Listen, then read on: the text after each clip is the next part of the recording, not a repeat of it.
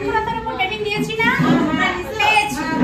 এবার এই ট্রেনিংটা নেওয়ার পরে মোটামুটি আমরা ভাবে বুঝে গেছি যে কিসের উপর আমাদের এই প্রশিক্ষণটা হচ্ছে। কিসের উপর বলো তো একটু?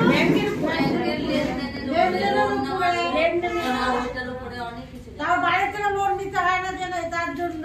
ঠিক একদম, মানে আর্থিক দিক থেকে আমরা কিভাবে স্বাবলম্বী হতে পারি, যার কারণে কিন্তু আর্থিক সাক্ষরতার এই প্রশিক্ষণটা আমরা বারবার আপনাদের করিয়ে থাকি না। তো আমরা জেনে গেছি যে আমরা যদি দল করতে যাই সবার প্রথমে আমাদের কি করতে হবে? ব্যাংকের অ্যাকাউন্ট খুলতে হবে। ব্যাংকের অ্যাকাউন্ট খোলার পর আমাদের পার্সোনাল অ্যাকাউন্টটাও আমরা খুলে ফেলি। ব্যাংকের অ্যাকাউন্ট খোলার পার্সোনাল অ্যাকাউন্ট যখন আমরা খুলি তার সাথে কি লিংক করতে হয়?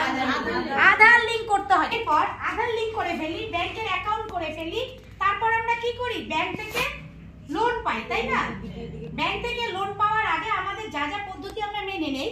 এবার ব্যাংকের যখন আমরা লোন নেই তার আগে আমরা আপনাদের কি করতে বলি? আপনারা তো সঞ্চয় টাকা জমা রাখেন, তার উপর ডিপেন্ড করেই তো আমরা লোন দেই যে দলটা ঠিকঠাক চলছে কিনা। এবার হচ্ছে আমরা কি বলি আপনাদের, তারপর কি করতে বলি? লেনদেনটা ভালো করতে হবে।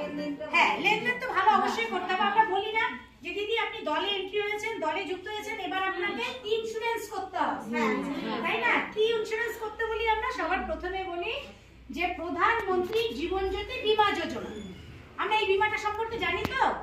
বলো তো এই বীমাটা করলে আমরা কি ধরনের সুযোগ সুবিধা পেতে পারি? আমার অবর্তমানে আমার পরিবারটা যাতে সুরক্ষিত থাকে, আমার যে বাচ্চা সুস্থ সবল যাতে থাকে, ওরা যাতে কিছু আর্থিক পায়, তার জন্যই আমরা এই বীমাটা করব। ঠিক, আমরা প্রধানমন্ত্রী জীবন জ্যোতি বীমা যোজনাটা এই কারণেই করব যে আমার যদি কোনো কারণে কোনোভাবে যে কোনো নরমাল ভাবে মৃত্যু হয় তাহলে আমার পরিবারটা এককালে 2 লক্ষ টাকা পাবে, যে টাকাটা দিয়ে আমার পরিবারটা আর্থিক দিক থেকে Incoming voice call from Juma Nandi. আমার অবর্তমানে